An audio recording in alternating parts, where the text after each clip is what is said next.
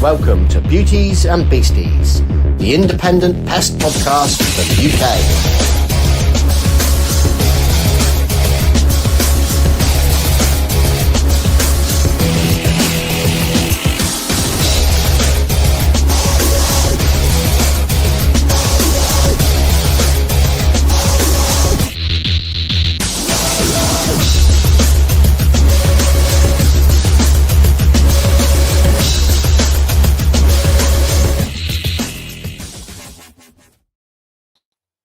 Hello. How are we all doing? Well, the better for seeing you two fine fellas on a Wednesday night at 7 o'clock. Wednesday. On the first Wednesday. First special ever. Yeah. I know. Be interesting to see who joins. Nobody. Because No it's one. a break from normality. Absolutely. Ah, not. yeah, I think yeah, it's it's not definitely in there. worth Yeah, talking it's not about. in it, is it? It's not. For any of those listening who want to jump in and have their say, now or later, I'm just going to chuck into the comments now. This is the link for the StreamYard. If you just click through on that, you will be able to follow through and you'll be able to actually join us live on the StreamYard and have your say on the bin strikes. And in fact, not just the Birmingham big strikes, because it's fair to say, guys, isn't it, that as we started to sort of like reach out to people around this, it's not just Birmingham, is it? Yeah. Is Edinburgh struggling a bit at the minute?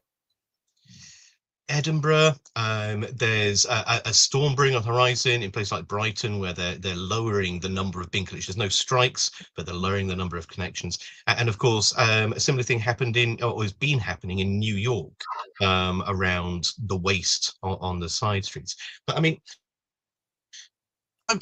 Hugh, this was Hugh and Sean. This was your idea. Explain to everyone who's listening back to this. To be fair, I think I can dig you out of this. This is my idea, so if it doesn't work, it's firmly on my fucking shoulders. Sean's like, we're doing a special. I'm like, are we? Yeah. No, I was watching it and I just thought, do you know what it is? Like, it's such an important topic, isn't it? Like, and it's being covered. And then I was sitting there thinking, is it actually being covered fairly? Like, is it? Who knows? Is it being looked at fairly? I don't know. Is it being sensationalized? Is what's actually going on down there? And more importantly, why is it going on? And how is it affecting pest control? Because, as you said, Al, it's not just about Birmingham. And I know one of our local councils up here, I think it was possibly Middlesbrough. I think they call it a Section 13, where they say to them, "All go and bust." Do you know what I mean? They can't go bust, but that's what's happening, and then the government step in and take over because they've run out of money. And if they run out of money to pay people, then this is what's going to happen. So it's like there's a big thing that could become a major issue, and then are we going to benefit from it in any way, shape, and form as pest controllers if there's a huge rat explosion? But we probably not. Our council's talking about going bust. So mine is, yours is. How's yours doing, Al? Well, I mean, I'll add to that. So does anyone remember Brady Hughes? Used to be BPCA, then BPCA Bell, and then moved across to Kilgerm. She was one of the Kilgerm reps for quite some time, and then she left and actually got a job as a local councillor. Got elected. Hey, well done, Brady. But she dropped me a message a little while back saying, "Have you heard of this thing?" And the thing is our overarching government, and this is how I understand it, and I might have it wrong, but this is as I understand it, the government is trying to create what it calls super councils. So instead of having multiple, borough councils and smaller district councils, they'll actually start compiling them all together, so we have fewer councils that are covering a much wider area. And with that, ostensibly, they're meant to share resources, and it should make things more streamlined as you cross over, boundaries and borders. And Hugh, our council's done it. Okay. Somerset went to shit in a handcart. Okay, so yeah, this is why she approached me, because she said there is a bit of a storm, because of course she still has a very strong affinity for the pest management industry, and she said one of the things that she is worried about, and of course she is by no means a fortune teller and the rest of it, but she says if you have three councils joining together, only one of those councils offers pest control and the other two don't, then obviously what's going to happen is that one that does is going to have to conform to the two that don't, and it's not going to go the other way. And because so few councils actually offer pest control as part of their service, we're going to see less and less council run or council subsidized pest control, which, although we all love to sort of like bitch and moan, actually serves a very important part of our society, which is allowing those who don't necessarily have the funds and the access to a professional to still be able to do a job. And we were talking beforehand off air. You guys, before I bring up the poll, who do you think is responsible for controlling rats and mice on the streets of our cities, as opposed to in the buildings of the residents and the businesses? I think in a minute we need to do a rundown. Yeah, it's got that's clearly the councils, and in public places it's clearly the councils. But the issue that got me was, and I was sitting watching and I was thinking, who's fucking responsible for this? Like, who is fucking responsible for? We've seen the pictures, haven't we? Whether it's a true representation of Birmingham at this moment in time, or whether it's a very small snapshot of it, whatever happens, when you've got large areas of tens of meters, probably 20s of meters of bin bags stuffed from floor to ceiling, and you've got a council that's going bust, and then pest control that are probably not even gonna we're not going to touch the sides. Like, yeah, the council, yeah, but who, like why? I guess as well, because we've had our recent VAT investigation, which we passed with flying colours, thank God. But you stand there and you think, like, how much more money do they want? Like, what's the solution? I think the thing is, what we've got to do for those for the Spotify people, and maybe people that are listening, if they do from America to a special, we've got to explain to them perhaps what's going on, because basically for them, what's happened is that one of our city councils, the bin refuse people or trash can collectors, whatever you call them in America, they've gone on strike. They were having walkouts in January. They weren't taken any notice of. So as of March the 11th, they have now gone on indefinite strike. And it's all about pay, because the council wants to remove the officer role, the waste control officer role, which means that it'll affect 170 people and their wages will be cut by £8,000 a year. So on strike. So that's a bit of background for everybody. Right. Which is culminated, and just finish off what we're seeing now, though, as a result of this.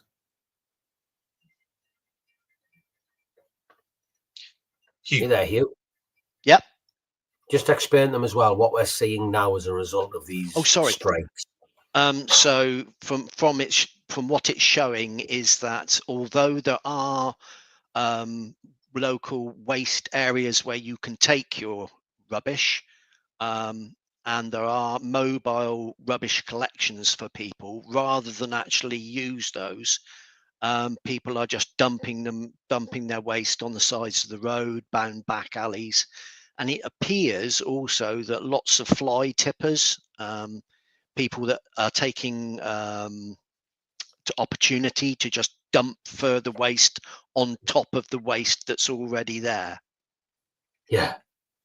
But we'll literally end up with stacks of rubbish, which are like massive, aren't they? Like, public areas are just stuffed with them. Beds, from the stuff that I was watching, beds, sofas, doors, fridges, anything. It looks like people are taking the opportunity to get rid of anything that they want to get rid of, and use an excuse that there's a strike on. Okay, so let's be reductive about this. We're asking who's then responsible for, because this is, the knock-on effect of this is we're seeing more pests. We are seeing, we've We spoke, there's the obvious, there's the rats and the mice, but also there's going to be an absolute, especially as it's getting hotter, flies, blowflies, house flies, not to mention the nuisance smells, but things like foxes, for example, and other animals like that. They are all going to benefit from this surplus of waste. So, so this is the thing that I wanted to ask you. Are we actually seeing a rise in pests? Because how long has it been going on for? 30 days? March the 11th is the indefinite one. Right. So apparently like there are 30 million. No, 3 million. Sorry, there are 3 million wheelie bins, not 30. 3 million wheelie bins in Birmingham, and allegedly there has been a 3 times increase in the rodent population. I right, does it? claim bollocks to that. Yeah. Sorry. I would say from a the scientist's point of view here, if it's been going on for 30 days, and you take the gestation period of a rat to be roughly, a little over 30 days or a little under 30 days, depending what it is, then what you're going to get is we've only been through the time for one generation. That you wouldn't get 3 times the number of rats. What we will see, though, is you'll see rats being more bold. You'll see less rats dying as a result of starvation. So the population, yes, will be on the rise. Yes, they will be more visible, so it looks like there's more rats. But within 30 days, you're not going to have a triple-fold increase. It's not like every rat's going to suddenly bud down a bit. They might have bigger litters. They might have more secure litters. They might be doing better. They almost certainly are doing better.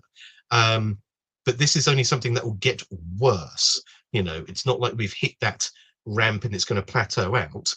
We're looking at like an exponential curve here. It's going to go up like that, the numbers, as opposed to up in a linear fashion. Agreed. Agreed. So what I said, the question I asked earlier to you guys was, if the council own the roads and they own the pavements and they have a duty under the Damage of Prevention by Pests Act to keep their borough or their property free of pests, what are they doing about it? If they don't have a pest control division in Birmingham City Council, and I don't know if they do or whether they don't, maybe somebody might know, are they breaching their contract as such? Should they be being prosecuted? Oh yeah, because that's an interesting point of view. But is that number one, who's going to bring that case against them? Number two, if they've not got the money to pay the binman, they're not going to get the money to sort of like do anything else. It's a really interesting point actually, because we've had EHOs on before, and they are the enforcement arm basically of the councils as far as we're concerned. But yes, who enforces the councils to make sure that they uphold their due diligence as well? That's a really interesting comment from Jasmine, actually, if someone wants to chuck that up and read it out. I was there yesterday. The back streets near flats were absolutely overflowing with rubbish. Definitely fly tippers taking advantage too.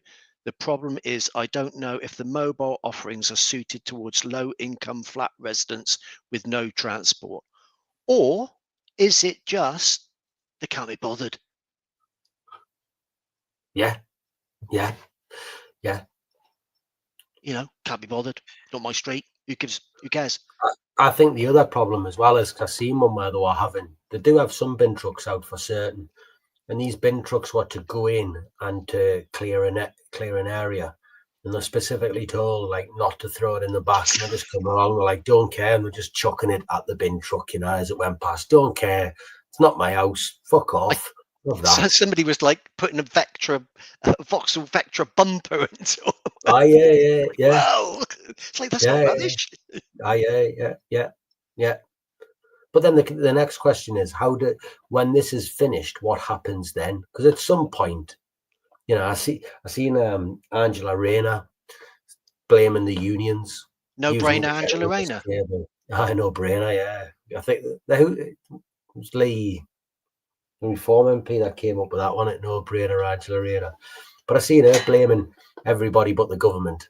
You know, it wasn't their fault. The unions need to get around the table, and it's the union's fault. We need to bring it. Whatever, fuck off. But when it does eventually stop, great one on. Yeah. Do you support the people who are striking? I wouldn't know enough about it, and although being a what do you call it, an employer, I have been in a union, and I was a union rep. You're such a fucking geek, you aren't you? I can imagine you being a union rep. I bet you were a right knobhead when you were a union rep, weren't you? Yeah. Yeah, I was young. Yeah. Yeah, I was a union health and safety rep. Oh, the worst. Yeah. Go on, you. Go on. I was just going to say, I do, to a certain extent, I do support the unions actually, to a certain degree. But what I can't get my head around is, like, obviously Labour won the last general election, and the Labour, as a general rule, have Unite's vote. No, they weren't. They didn't win the election. They were handed the election. Yeah, because there was no real. Hang on. Let's you know, that's true. This is a podcast against pest, not about. But it's important, isn't it? It's important, and we don't want to hide away from the big issues. But I don't understand how, as a country, we've ended up in this position where we've elected the people who had the vote of the union, who work with the union, and then within months of getting in, the union have went through a strike, like, against them effectively, and then you've got the government blaming the union for us not being there. All the times the streets getting filled up with rubbish, and then they haven't got the money to deal with it anyways. They didn't have the money in the first place, and they haven't got the money to deal with it now, or the repercussions of it. So what happens to the people of Birmingham now? This is it. This is kind of like the crux of where we, as our industry, kind of like start to get involved, isn't it? Because this thing, take the politics aside, it has happened for one reason or another. The Binman have gone on strike. That's something for them to sort out with their unions and the government. But the harsh reality of it is while this goes on, rubbish is mounting up on the side of the roads. Yeah. People are taking these opportunities to fly tip, to just be degenerate members of society. But for those who are not, to those who are just parts of society, we have a problem. But will it, although it's not a pest control thing, I just hope we're not going to get to the stage when we call in the poor old army again. To clear the streets. To clear the streets, because you probably don't remember the fire strike, and they got the the green goddess. Yeah. Fire engines out, and it's like, the army's got what a state of affairs when we're getting the army again in to help out with with councils and fire strikes and the winter of discontent. Bear in mind, right, we've had lots of different governments in place, right? Lots of them we've had Labour and Tories, and we've also had a coalition, haven't we? I've never, ever, ever, to my knowledge, ever seen taxes go down. When I was a kid, VAT was 10%. I think it went to 12 or 15, then it jumped to 20. 17.5. Like national the what? Sorry, went 17.5, didn't it? Then it went to 20. Yeah, then 20. National insurance contributions consistently went up. Your council tax goes up, and it doesn't go up by an amount; it goes up by 1%. So it's not like they say we want an extra 500 quid off you this year. They say we want an extra 2%. So they are taking a larger and larger percentage of what you are getting, but it never seems like it's enough. No matter how much they get, no matter what government's involved, it's never enough. How have we got to a point where we pay more taxes now than we ever have had, and the streets are piling up with fucking rubbish? Because Sean's just said his area was argued to go to every 3 weeks and not the standard 2. It's not the standard 2 because we're on 3 weeks now. Really? We only get a bin, and the size of the bin, the actual bin, is like. But this is what I mean. Like, I'm sure there's a lot of people who remember when I was a kid.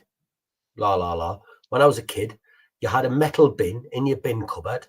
You took it to the end of your street, path at the end of every week. It was picked up every week. It was like it didn't happen, and then all of a sudden, it's got more and more like, and we've got no money to pay for anyone, and everything seems to be strained. And all they say is, we need more money, but they're getting more and more all the time, and the services are getting less and less. I just don't understand how councils across the country are going as bust as quickly as they are with more and more money. And I don't think for 1 second that them taxing me or you or any of you another 2 or 3% is ever going to solve this problem. So what is the solution? I'm not an MP. I mean, very broadly speaking, we, a little bit of world history. We had a couple of relatively large wars throughout Europe and the rest of the world. It took a lot of money. A lot of that money was borrowed from what you call the World Bank. Almost every Western nation owes a small fortune, more than their country. In some instances, in some countries, more than their GDP to the World Bank. It's a long and ongoing conversation around the disproportionate accumulation of wealth to the few. You must have seen or heard of this 1%er type thing, which means that everyone else, and by everyone else we also mean councils and the rest of it as well, are losing that money. Anyway, we are not going to be able to solve the socioeconomic. This is the thing that gets me about it, because you stand there and you think, I've done some figures for come on, like the government at the minute gets 1.1 trillion or just over 1.1 trillion. They then lend another 1.3 billion. So they're at like £1.25 trillion. Do you know what I mean? And they go, it's because the rich have got loads of money. Like, we need more of it. Like, how much more do you fucking want to run this country? Like, how much more do you want? Because we're not just talking our country anymore, we're talking world economies here, which all have an interplay with one another. And the World Bank, which is just a collection of excessively wealthy individuals, bankroll a lot of countries and own it. There was one, and it was one South American country, I'm trying to remember the name of it, declared itself insolvent from them, which was quite amazing. They just turned around and said, we've paid it all. I'm not. I can't. I wouldn't. I don't want to cause a diplomatic incident by getting the country wrong, but they did that. But off the back of that, I don't think enough people listen to us for that. Beauties and Beasties causes diplomatic. Yeah. Fuck Elon Musk and Donald Trump. Beauties and Beasties is kicked right off. That's it. But the point being is that we're talking in scales of economy that are well out of our ken. And I'm not defending the government in any which way, shape or form, because I think as well it is what you might call an unholy shit show. But it's happening the world over, and that's the scary thing. It's not just these. And this is going to become a more and more problem. So I think the question we need to ask ourselves is, it's happening at the moment in Birmingham. It kind of happened in a way in Edinburgh, and we're still seeing the ramifications of that. You've got other counties in the UK who are going to be seeing similar challenges coming up. The point being is, what can we... Don't give me a hard time, guys. I'm trying to be the voice of reason here. You know what it is, Alex? This is going to happen again. Nightmare, isn't he? If the Yanks come on, he starts saying rude words. Thingies come on, he calls the diplomatic fucking thing. He's horrendous, isn't he? Good job he's only representing himself. Good job he's only talking for himself here, yeah. Point being, this is going to happen more and more often, isn't it, guys? I think so. So what are we as an industry going to do about it? What can we do? Interestingly, I did speak to a few people from Birmingham. Unfortunately, we just couldn't get anybody on. People were like, no, we're being pulled by the Channel 4, BBC, not the BBC, because nobody wants to go on the BBC, but Channel 4, ITV. Diplomatic immunity! So what I can say is that one person commented, the only people that they feel that they spoke to their local Screwfix manager, and the sales of rodenticide have gone exponentially. They are sold out before they can get the next lot in. As soon as they get the next lot in, it's gone. Really? And That's and this company owner said he hasn't noticed an increase in his calls. Yeah. But the only ones that are winning are Screwfix. This kind of actually ties back into what the whole world economy thing. It's everyone's feeling the pinch at the moment. Everyone's definitely feeling the pinch, and people are.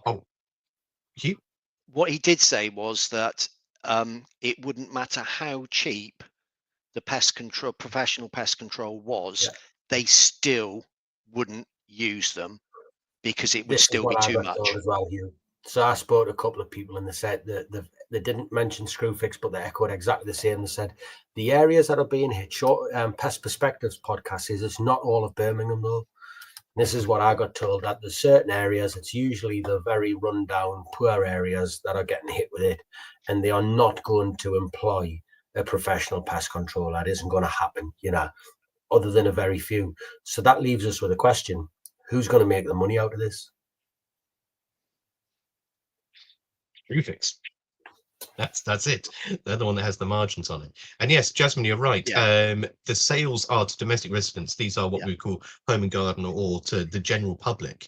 So they're not untrained professionals like farmers and gamekeepers. They're not trained professionals like pest managers. These are just members of the general public who are doing whatever they can to remove the rodents that are building up in and around their properties.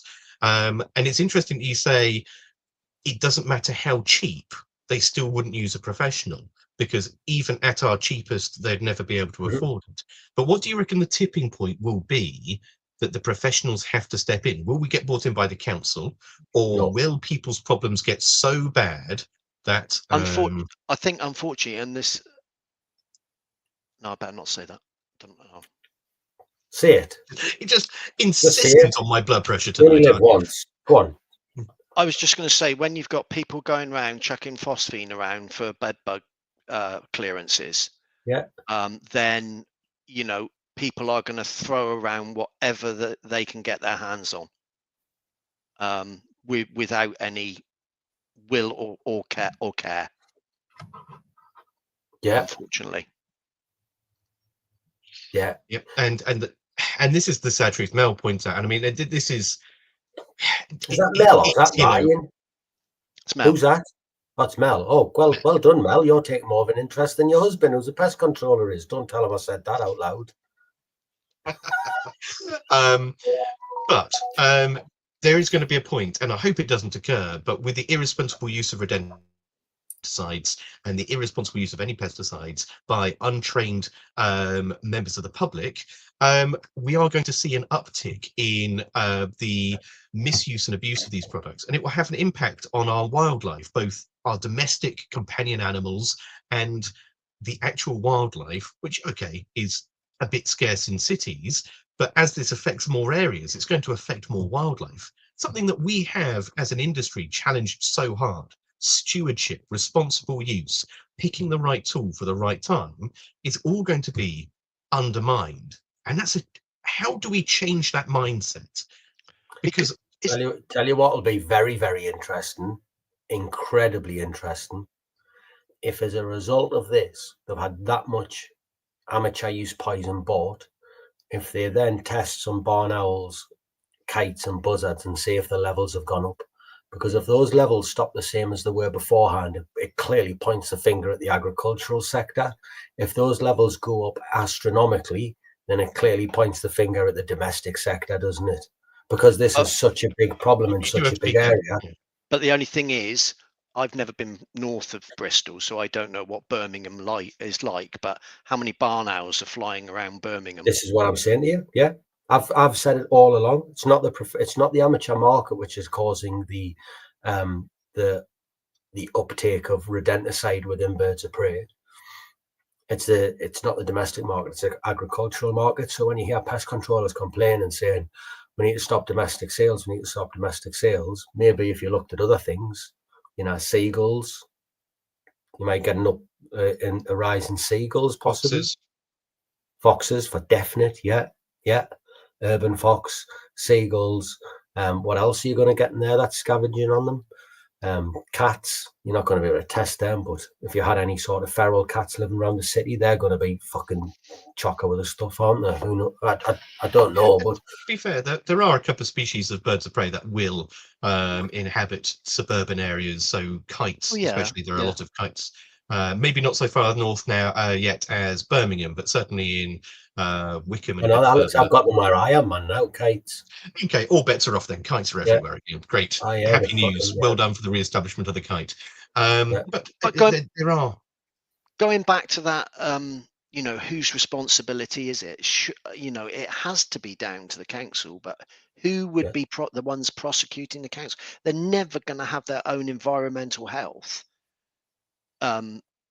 departments prosecuting themselves for not clearing an issue, are they? Is there an ombudsman?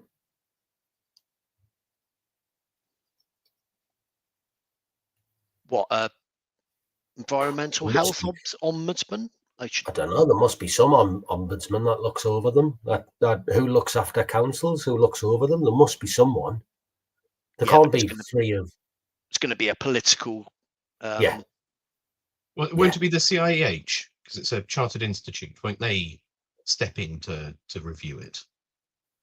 I mean, it's got to be there. It has to a certain extent. It has to be their responsibility, doesn't it? But Mhm. but Is this again, is we this know. something that? Sorry, mate. Go on. I was going to say again, a little bit like foot and mouth. We know what will happen if a government agency gets called in to gets called to provide a pest control service and choose a subcontractor. Yeah. Same as foot and mouth, isn't it? They are going to pick one of a very small group of yes. Yeah. Yeah. One of your three big ones, and it's going to be Going to be, isn't it? Collab. So again, who is going to win?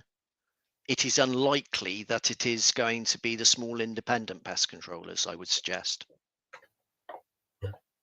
Okay. Yes and no.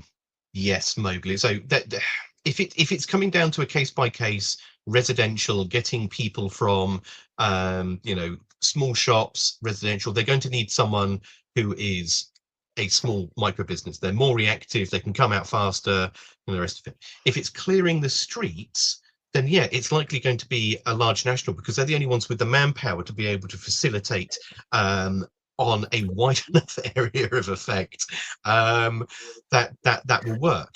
So the point is don't grumble when the streets are cleared by one of the big now five. Instead, understand that where you can have your greatest impact. And that brings me back to my other question, which is how do we start positioning ourselves? Because if we can't compete on cost, and we never have been able to, how can we position ourselves in our industry to members of the general public to help them understand that we're not just here to sort of like chase things around with a big stick, and we're not just going to sort of like spray and pray chemicals up your wall. How do we get that? I mean, for example, and just as I ask a question, and I'm going to give an answer and then let you guys answer.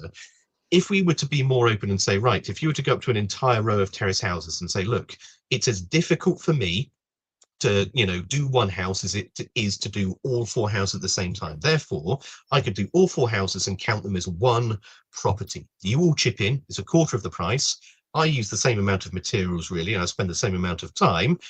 You get the job done, I get the job done, everyone's happy. Thoughts? Never works.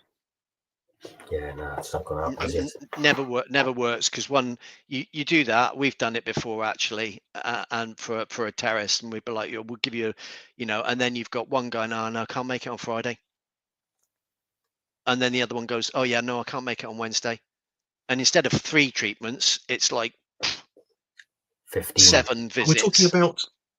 We're talking about rats here, and I imagine with this particular incident, these rats are going to be largely external. You're not going to need to necessarily get access to people's homes.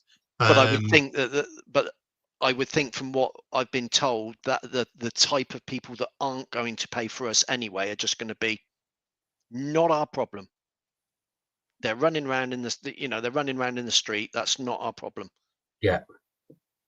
Yeah.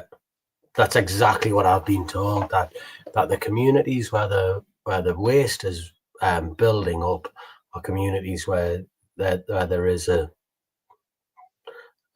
apathy towards it. It's like, fuck it, it's up to the council to sort it out. Don't care. What about landlords? Because remember, we had Julie on years and years ago. Actually, Yes, probably years was ago. years and It years ago probably now. was. Because I actually seen it last week, boys. okay, so anyone who can't think that far back, and for me it is also a bit of a struggle. We had a lady called Julie Twist on, who was absolutely lovely, and she was she dealt a lot with housing. She was the legal side of housing disrepair. One of the interesting things that she told us was that if you have a problem, which as a tenant, which you can show was not your fault and is actually the fault of your landlord, you can claim something like 80% of your rent back. Now, I think in these instances, you could probably make a very good claim that this is not your fault. I mean, I might be paraphrasing this here, but there might be some. And again, the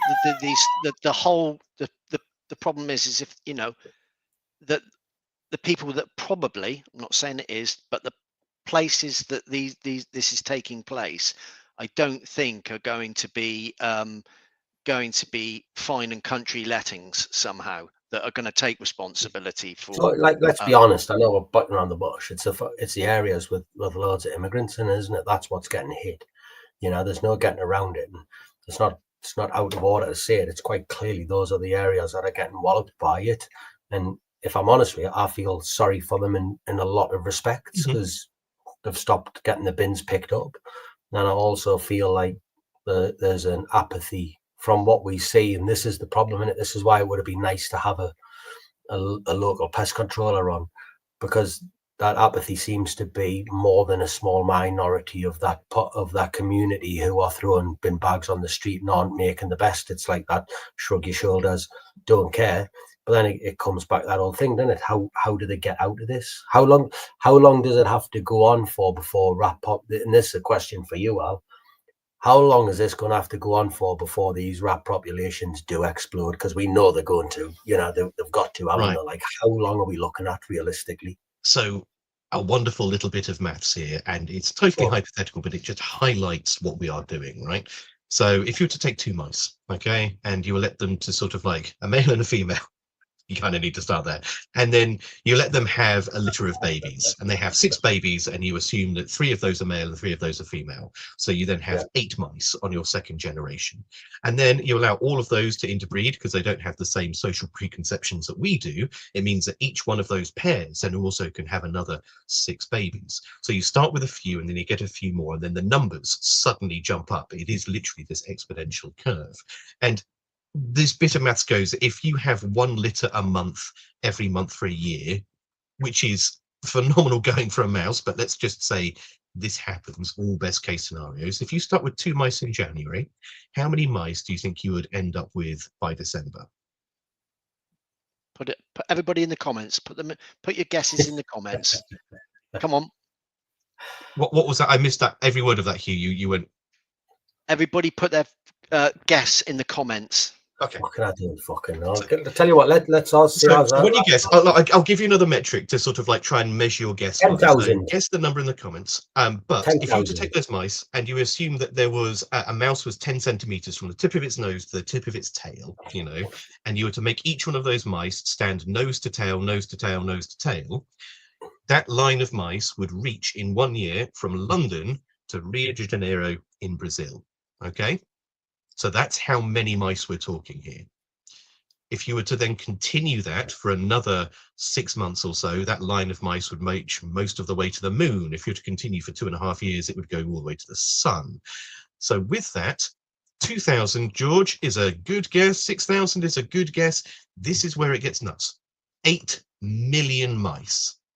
8 million mice. That's how the numbers go. And the thing is, you've got to think about it, because it's low, low, low, and it's not doubling. It's quadrupling each time, and it's incremental because they can breed back. The thing is, as well, Hugh alluded to it. Well, he said it, didn't he? It's not the area where you go fine and country lettings. the areas that appear to be getting hit are ones there where there will already be an established, well-maintained number of rats and mice. Do you know what I mean? Like, it would be the TS1 of Middlesbrough, where you think, yeah, they're in the perfect place to exploit this. So if it booms, if these numbers do boom and they go nuts, like, how are they going to recover from this? Like, what's the... It's crazy, isn't it? Because like you say, they clear all the rubbish up. Still, fucking rats are still there, aren't Yeah. Yeah.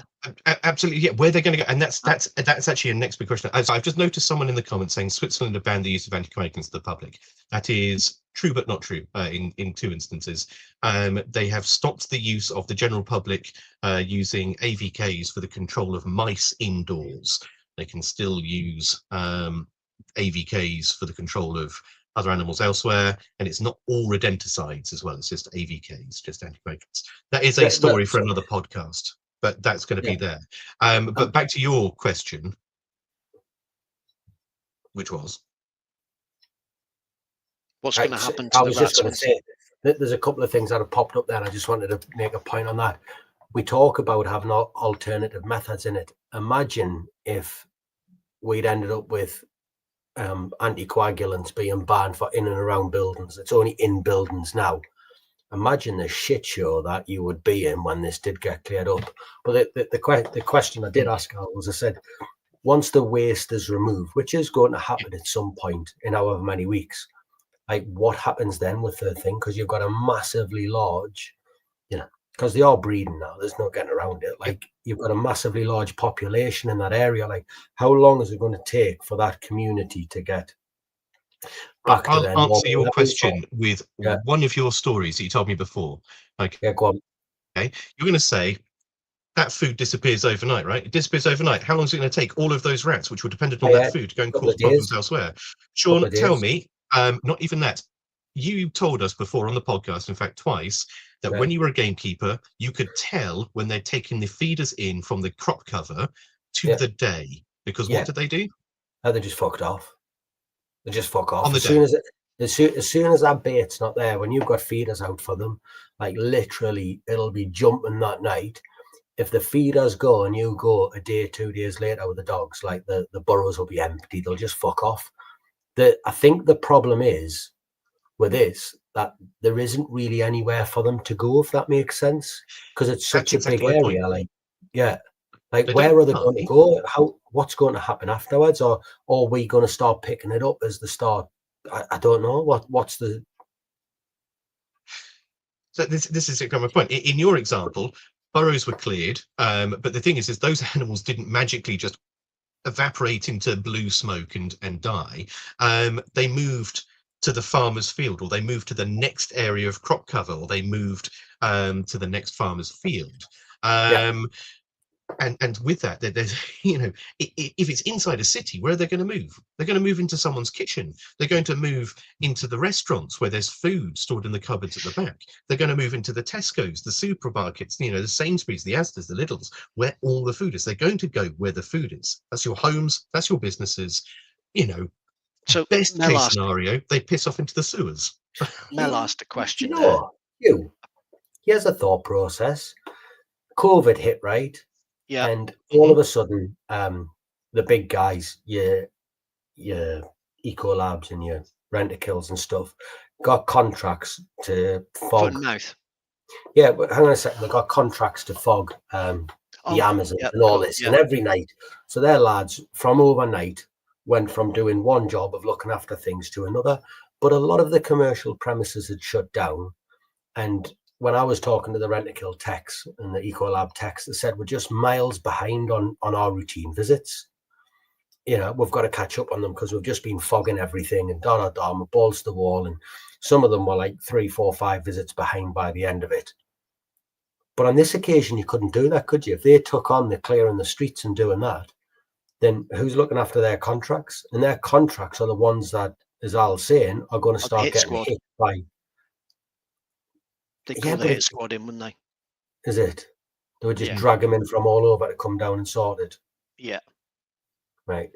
So that because we said it would be an hour special, so Yeah. Mel asked a question there. Yeah. What are the risks of infection and disease from this Yeah. then? Because So you could get hantavirus. Well, you say that. I was chatting to someone the other day, and there's been something like another 2 or 3 cases of hantavirus in California since the sad passing of, was it Gene Roddenberry or Gene Hackman. whatever his name, Ackman, yeah, Hackman. his wife. Gene Roddenberry's Star Trek, isn't it? Yeah, well, I'm a Trekkie, I should know that. But the risks of diseases, as I understand them, are as such, and of course, I am no physician here, and I'm no sort of like clinical pathologist. But we have 2 mechanisms by which diseases are vectored, very broadly speaking. We have mechanical vectoring and we have biological vectoring. So things like leptospirosis is biological. It lives within the rat, it lives within the kidneys, it lives actually within the Come on then, tubules leading between vials the or kidney. veals? Somebody said to me the other day, Veals disease. Wheels disease, that's right. And I'm sure it's Vials disease, you know. Who was that, Hugh? Oh, just somebody on. Oh, come on, who was that? That's just something I was watching. All right, go on. Sorry, Lex. Go on. Is it vials or veals or wheels? Now you put me on the spot. I have no idea. I'm not going to say it because I've just mispronounced it and calls it something completely a third option with that as well. I'll call it leptospirosis, but as we do there. Class. But that's biological. That lives in the animal. That's secreted in the urine. It doesn't do much damage. Mechanical transfer is when they run over something grotty, like shit, like rotten waste, and they take that E. coli, that salmonella, and they pass it on to everything that they run over. So the risks of these diseases are relatively large. But bear in mind, we're not just talking about bacteria and viruses here. We're also talking about the diseases that their entoparasites carry, so exoparasites, ectoparasites carry as well. So we have, all the diseases carried by fleas and ticks and other creepy crawlies that live in these animals. And then I say the entoparasites, there's a whole host of things like tapeworms and other filthy flatworms that live inside the livers and live inside those animals, which may not get to us, but definitely could get to like cats, for example. So we have all of these that are so yes, actually the more pests you have, the greater that sort of like risk of disease transfer becomes, especially seeing as they've seen that things like avian influenza now in black rats and deer mice in the States, which is going to be a thing here. The H5 and the H7 variants are showing they're moving to livestock, they're moving to poultry, they're moving to rats, and across all 3 of them. It's only going to have to move to humans and we're going to have an absolute shit show. We've got COVID, which was shown to be in the intestinal tracts of something like, I think it was either 14 or 70% of rats in New York City pulled out of the sewers.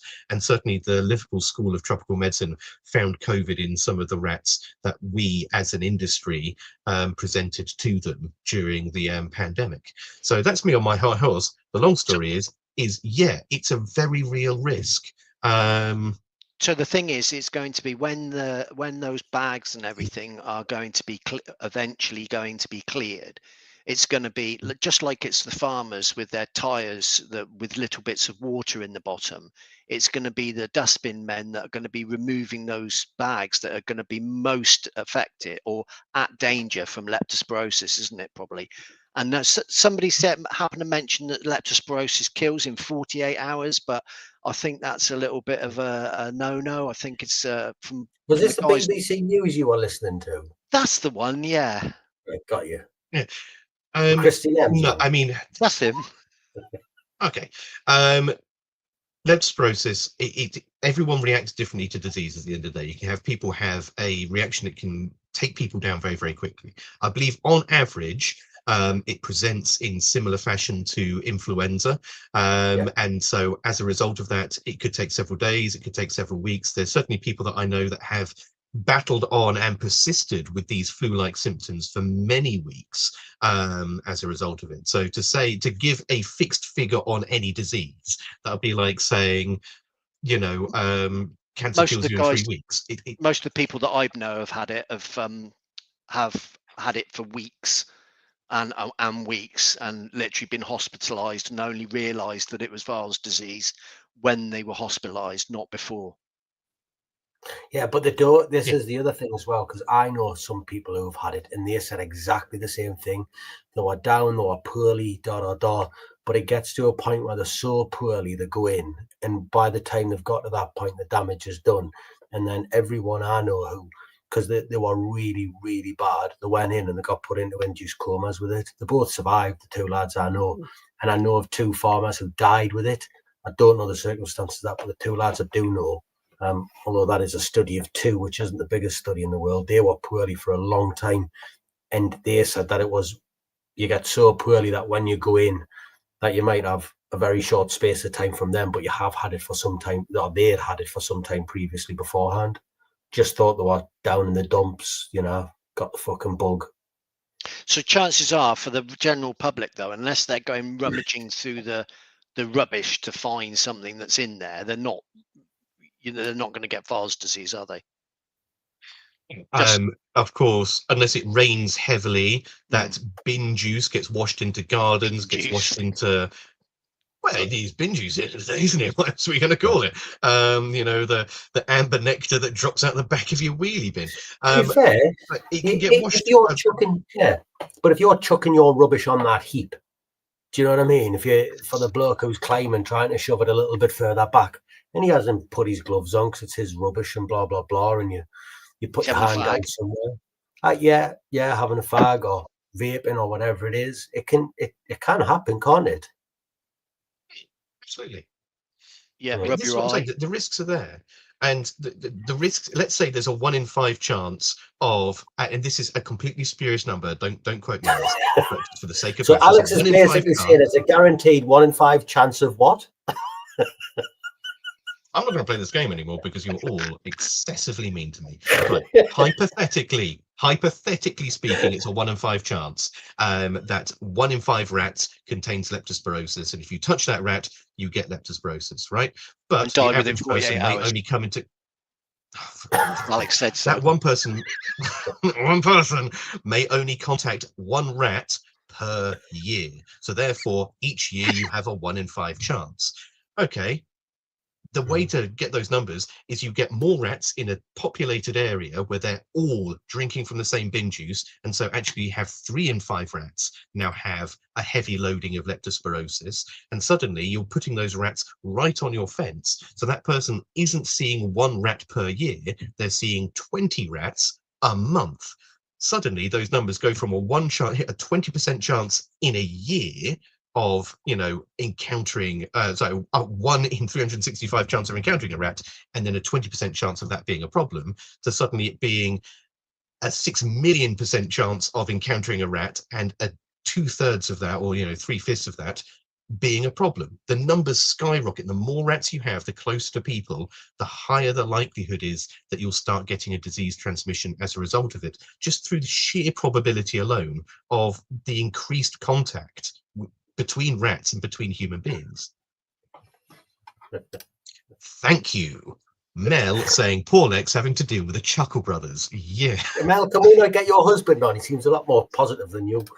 Anyways, here's the other thing, and I might be wrong on this, right? So please don't quote us on it, but I think I'm right. I was once told that the percentage of rats that carry Weil's disease is 40%. But the percentage of mice that carries rats is over 80. The difference being, of course, that mice do not like water, and it's a waterborne disease. So they often, although they carry it in the body, they're very poor vectors for it. Whereas there's 40% of rats, because they thoroughly enjoy the water and live in the drains and hang around in puddles and stuff, you've got a lot bigger chance of contracting it off rats. I think it's 40. I think it's 2 in 5. But again, if I'm wrong on that, just tell us I'm a knobhead, because I might be wrong on that. But that's what I was told. I wouldn't be able to tell you the numbers off the top of my head. Maybe Hugh remembers them, and maybe I'll have it in one of my books up on the shelf there, which I'm probably not going to read through in the 5 minutes we've got left in this podcast thinking about it. But again, it comes back to, as you say, that increased exposure between animal and human is an increased risk of transmission. And so, general public aside, all of our pest control fraternity listening to this, be careful when you go out to these areas which have these high numbers of rats. Why do you wear your gloves? Okay, poison is dangerous. You don't want to handle poison. Absolutely. The grot that is on your boxes, the grot that is on your traps, is around those areas. You don't even see it. It's an invisible danger. Keep your gloves on, even if you are opening a box which you know is non-toxic or you know is going to have just traps in it. That thing's going to be covered in rat piss. So wear your gloves, wear your damn gloves all the time. You say that though, and it is quite bizarre, because I'm not saying don't wear your gloves, but like when I first started doing this, the only thing that you were issued was a pair of nitrile rubber gloves that came up to here, that were thick red nitrile rubber. You couldn't walk around. All you had to do was you just carried on your day, but you continually washed your hands. Okay.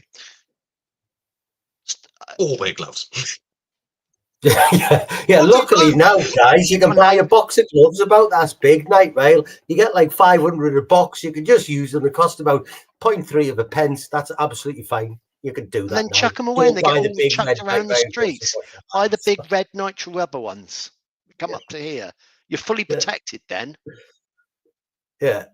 He has a good thing to leave it on. I'm just thinking about this actually. For the people who have been with us for the hour, why don't we have a bit of a brainstorm now about how we turn this negative into a positive? If we're not going to make money directly from it, business, how do we turn this negative into a positive? I'm going to go first with a suggestion. Actually, I'll go last with a suggestion, see if anyone came up with it. Go. I'll go first. Go. We get out of Labour. We get out of Labour. Yeah, that council. Yeah. Right. That wasn't what I was thinking, but it's a very good suggestion. And for the people in Birmingham, don't be knobs, don't vote them back in. They've let you down again. Go on, Al. Let's have a sensible suggestion. I'm just about to put up a mentee for this, so we can all do it. So Hugh, maybe have a second go, which isn't so politically loaded. How can we? You know what? What would be a positive out of it? I would like to see an ombudsman or somebody taking the council, whether it was a Tory council, whether it's a Labour council. No, I mean, sorry, just to clarify this. You're a small business, you're in Birmingham. Right now, how would you turn this negative into a positive? A small pest control business. Yeah. Ooh. Okay. Well, Hugh blows a fuse I don't know. there. I can't. I would say that. I would say what we can do. So remember during COVID, there was a lot of sort of like we weren't considered when it started off. We weren't considered critical workers. We weren't considered particularly special. Pipe down, get in your lane. You're just a whole load of rat killing jockeys. But as soon as it started to kick off, as soon as people were queuing up at McDonald's because it's the only place you could go, you could only go through the drive-through, and people seeing rats leaping out of the bushes to pick up the spent chips on the floor, suddenly people realized, shit, there's rats everywhere. And we as an industry became elevated. We as an industry became recognized. We were on a set of cards. We became critical workers.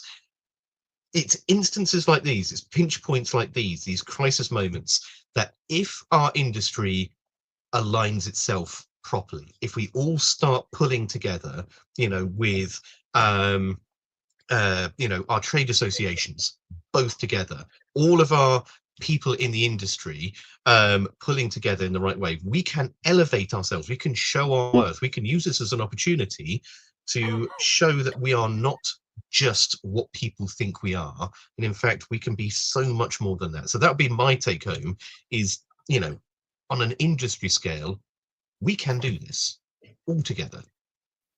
So that's mine. If you've got the ability I'm just putting one on for me. If you've got the ability to contact your customers via some sort of MailChimp, Dropbox, whatever it is that you use, it might be a good time to let them know that they are the center of your world. You know, that we're here for you. We know that this is happening. We're going to pull a date forward for you. You know, if you can do it, we're going to be in your area. We're going to let you know when we're here, when we're there. You know, it might all be kicking off over there. You need to understand that we're here for you. You were here with us before, and you're going to be here with us after. You're the center of our world. Use it to build that customer relations up with them. I was once told that the people that we market to the worst are our customers, and it's always stuck with us that we forget about them. And I can remember speaking to Hugh about it, and he said, how annoying is it that you've done a contract for someone for 15 years, you pull up and they go, oh yeah, that wasp nest over there, and you go, what wasp nest? And they go, oh, the one that the lad killed on Tuesday. And you're like, we didn't kill it. And they're like, oh no, we've got the wasp killer in. Do you do wasp nests? And you go, yeah, I'm a fucking pest controller. Oh, we just thought you did rats and mice. We didn't know you did that. Because we're really poor at marketing to our existing customers. So maybe this is a great chance if you live in that area to really hammer home that they are the center of your world, you know. The army was brought into, yeah. Or maybe use your positive stories of your customers who were affected. If you've got someone down in that area who got hit hot, you know, they're right next to the bins or whatever it is, and it's a takeaway or whatever, and you ring them, you say, listen, I'm going to come down, we're going to check everything, we're going to make sure everything's all right, we're going to put an extra couple of boxes round, or, you know, do you want us to put a camera in your suspended ceiling or something like that? We'll double check, you know, this is what Guardian, this is what Kill Line, this is what thing you did for me, and put that up, you know. Free advice, maybe some leaflets, what to do, you know, free advice on leptospirosis. Thing if is, you get poorly. We're always, as businesses, we have to sometimes we have to stop chasing the new business and remember that we've got to look after the business that we've already got. So that would be a good way forward to remind people, or in that situation, that you are there for them, and if they do have a problem, you know, you're available at the very least. Yeah, we haven't forgotten about it as well.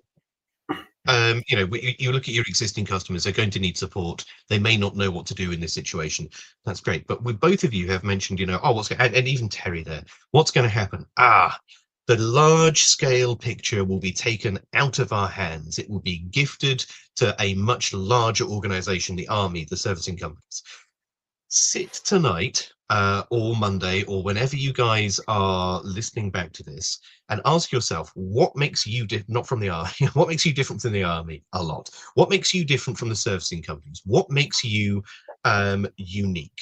Obviously, you're not going for the same thing, but it is your agility, it's your ability to use different tools, it's your responsiveness, it's the human element, it is that it's the same person every time. It's a whole host of things that make you different from the servicing companies. And equally, the servicing companies will always have a place, but you have your place. Sit and think what makes you unique and how that can fit into this problem. As Sean says, there are going to be people out there who are worried, who are scared, who need reassurance. Are you going to get reassurance from the sales guy at Rent-A-Kill? Maybe if he's a lovely guy or gal, but chances are not. Are they going to get reassurance from you because you are closer to this? Much more likely. Are you going to pick up the phone after hours to help them out? Much more likely. Okay. This is where your chance to shine is. This is how you distinguish yourselves. Is there also, I know we don't go cold, we're not a cold calling country, are we? Is this a time for you to, if you're in that area, to do a bit of leaflet dropping in those affected areas where they're sitting there shitting their pants because they've never had a pest problem, they've never had rats or mice, but now they've got 3.5 ton of rubbish stacked in the next street, and every back lane's up to the eyeballs, and they're hearing these stories where you can, then all of a sudden you can physically demonstrate what you do when you provide that reassurance. You know, if something happens, we are on this, you know, a leaflet drop or what have you. I know we're probably all too busy for that, but especially new guys, maybe this is a great time to get in there, because if you go in and you do a leaflet drop on a big firm's who hasn't been out and hasn't told their customers what they get and hasn't communicated it, and you're like, listen, this is what we'll do for you, maybe it's a great time to pick up work. But or is that just cheap work that's going to be a pain in your arse? Maybe it is, maybe it isn't. But my final thought on this, and you're very right. There's opportunity in every adversity, and you know fully well that I am a big believer in the Stoics. Marcus Aurelius, he wrote an entire book entitled "The Obstacle is the Way." And if you ever want to read some really fantastic sort of like philosophy, read either Meditations or The Obstacle is the Way, and just understand from that where we go. But with this, I would say it's at the moment, it's Birmingham. At the moment, it's several other areas. This could well become, I wouldn't say the norm, but become an event that happens in more places in the UK. So don't just sit back and think, oh, you Brummies have got it a bit rum at the moment. I'm off down the pub. Prepare for this event to happen. And if it never does, doesn't matter. But if it does, you'll be one step ahead of the game straight away. Yeah, so, agreed. There we go. Agreed. Who have we got Friday then, Sean? We have Tim Bloomer on Friday. Killgerm rep. Spent his life in pest control. I know Tim won't mind us saying he likes a chat, doesn't he? He's a chatty man. Although he wasn't really that. I don't think he was really that impressed with my comment on LinkedIn. Did you see that? No. No. So let's save that for Friday. I'll tell it now, so everyone can go and have a look on LinkedIn. It was brilliant. You can come on Friday and watch him try and kick us all over for it. Yeah, Hugh had put the advertisement together for it, and Tim, being a little bit vain, I'm sure he would agree with that. He wrote, "I don't know where you got that photo of me from," so I just replied, "Grinder." He didn't comment. He didn't like it. He didn't see anything. He's just left it at that. I thought, ooh, he's upset with that one. So he might have a go on Friday, might he? They might have a go at you on Friday. And if you want to read Sean's upcoming book, How to Make Friends, it's available now. Yeah. Brilliant. How to make friends and influence people. Yeah. And if you've enjoyed tonight's podcast, please continue to like, share, and follow it. Yeah. And before I hit the end button, sorry, don't mean to cut you off there, but before we all say goodbye and hit the end button, if there's anything else that you guys think would make for a good impromptu, something that we need to talk about, something that needs to be put out and discussed, message in, email, specifically email Hugh, and we'll put it together. That's it. Lovely stuff. Thank you very much, guys, and see you all on Friday. Bye. Take care. Thank you for listening to the Beauties and Beasties podcast.